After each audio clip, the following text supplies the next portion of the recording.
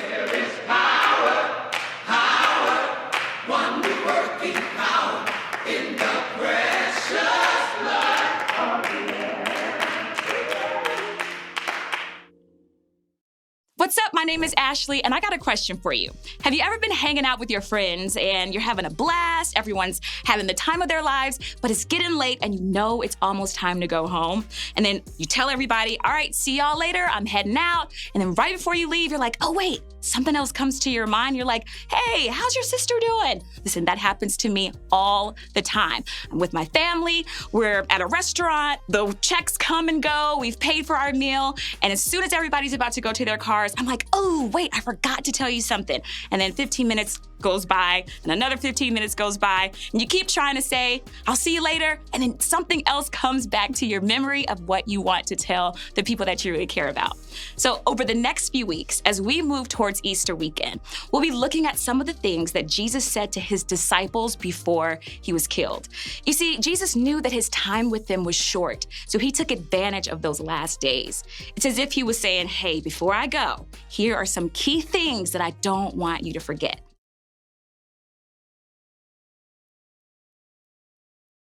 In fact, some of his most profound statements actually happened right before he died. And they were written down by 4 guys named Matthew, Mark, Luke, and John. Now, some of us may have complicated feelings about the Bible, but what's hard to deny is that the Bible is a great place to go when we want to know what Jesus said.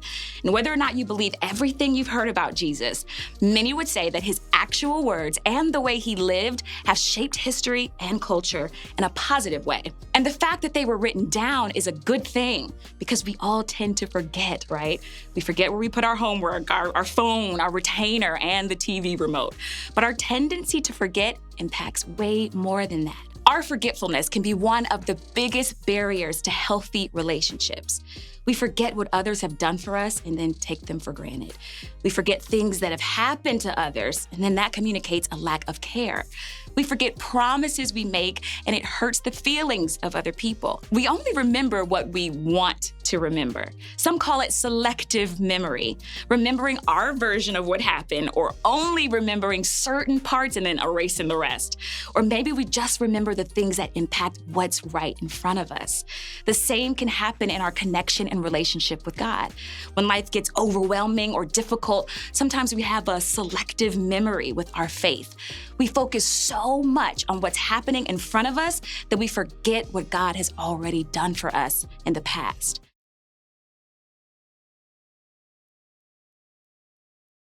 And I think that Jesus knew that about us. He knew that we'd be forgetful. So he shares something with his closest friends to help them out before it even becomes a problem. Jesus and his closest friends and followers, who were also known as disciples, were having dinner. And it wasn't just any meal. It was the Passover meal, which was part of a huge, important traditional celebration. And what the disciples didn't realize was that it would be their last meal with Jesus before his death. Jesus, however, knew that. And because of it, he shared some important things with the people that he was closest to. So real quick, imagine if you were having one last conversation with the people you love most. What would you say before you left? Now, if you're anything like me, you would have no clue what you would actually say at that moment, but you want it to be important. You want those words to matter. It's easy to imagine that Jesus felt the same way. Maybe that's why he didn't waste any of his final words. Some of his last words shaped history and the future. They completely redefined what it meant to trust God. But before we get into exactly what Jesus said, let's talk about what this dinner party was all about. So hundreds of years before Jesus arrived on earth, God miraculously saved the Jewish people from slavery in Egypt. The Egyptian Pharaoh had been using the Jewish people as slaves. And since that meant he got to build his kingdom out of free labor, he wasn't planning on letting them go.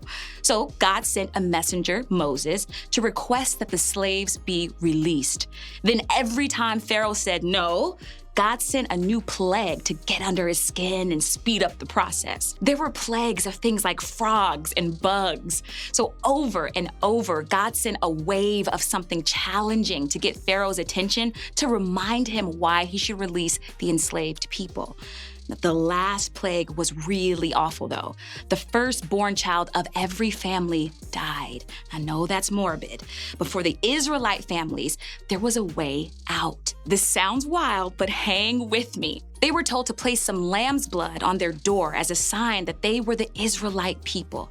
In the night, God would pass over the firstborn male in those homes and allow him to live.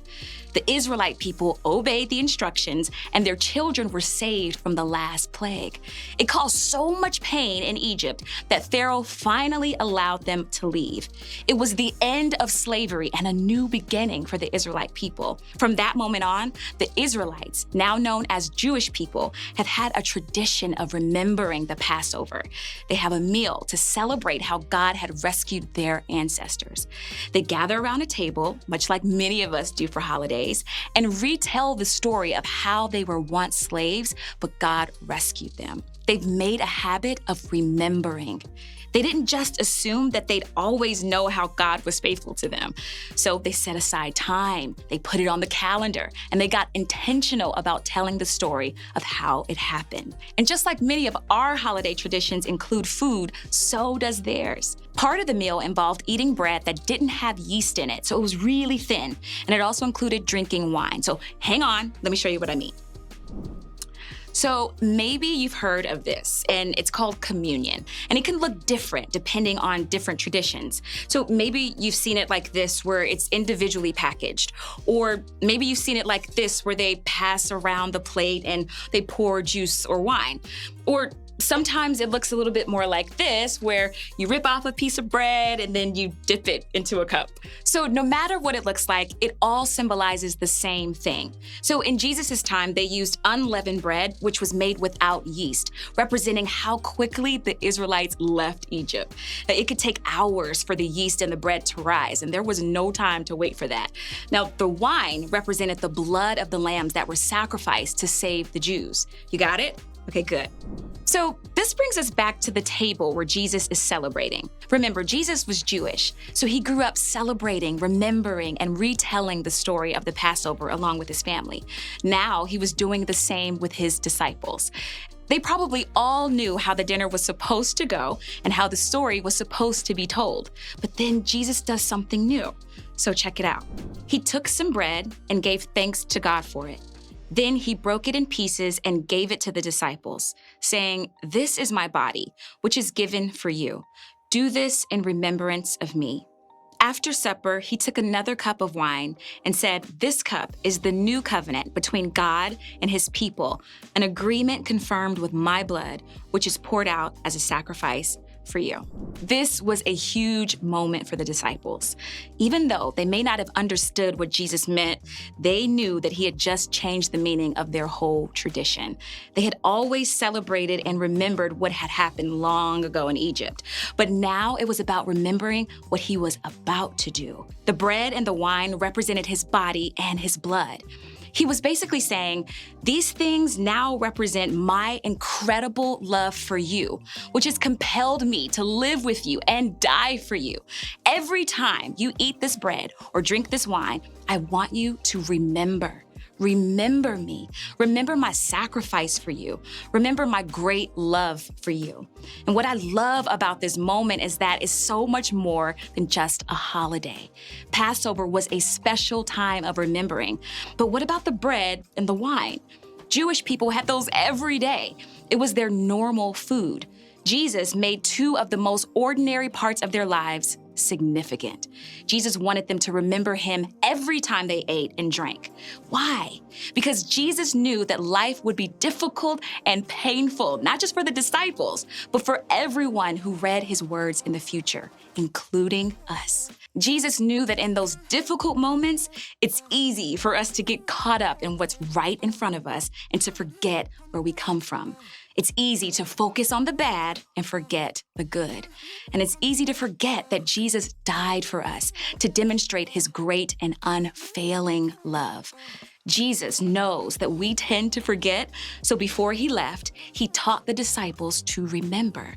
And why is that so important? Simply put, remembering reminds us of what Jesus has done. is doing, and will continue to do. Remembering isn't about being sentimental. It's a foundation of our faith. The things that we look back on are moments that help us continue to grow in our faith.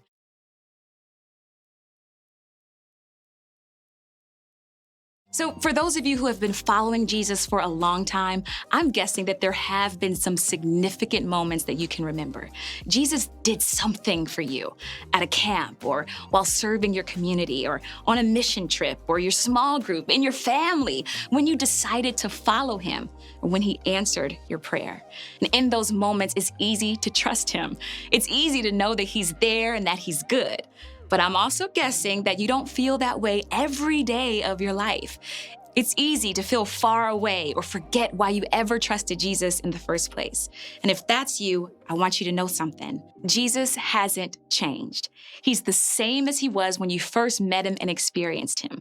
He's the same as he was at camp, at the retreat, at the worship night experiences. He's the same as he was at the first Passover, and the same as he was at the Last Supper. God doesn't change.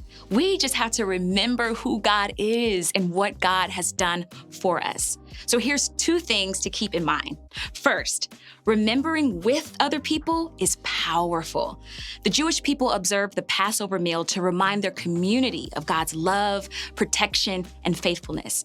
They remember the history of God's presence with them and their people in difficult times. They reflect on God's steady guidance and direction in the big picture of life. So what are ways that God has been faithful in your life? There's something powerful about both sharing those stories of God's faithfulness with other people and hearing stories about God from other people. One of the best places to share stories like this is with your small group. What would it look like to celebrate God's faithfulness together with your group? And lastly, remembering takes work. Maybe you've never done this before, but the truth is it takes practice and it takes repetition. It's one thing to remember God's goodness, but we need to keep going back to those memories to keep them at the forefront of our mind. Also, pay attention to when God shows up and does something on your behalf now. And like we said, over time, we tend to forget. And the Jewish people don't just celebrate Passover when life was difficult. Instead, they've scheduled a specific, consistent, intentional time to revisit a moment when God delivered their community in a huge way. Remembering allows us to trust God, even when it's hard to see how God is working. Remembering helps us see God in the past so that we can trust God in the present.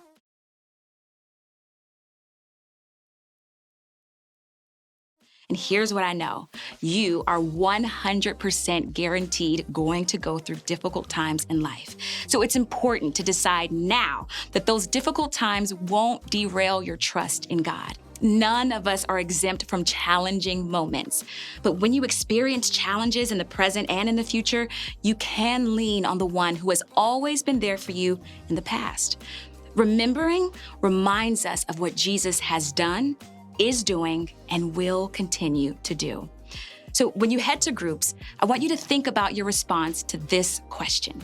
What is something Jesus has done in the past that would be helpful for you to remember today?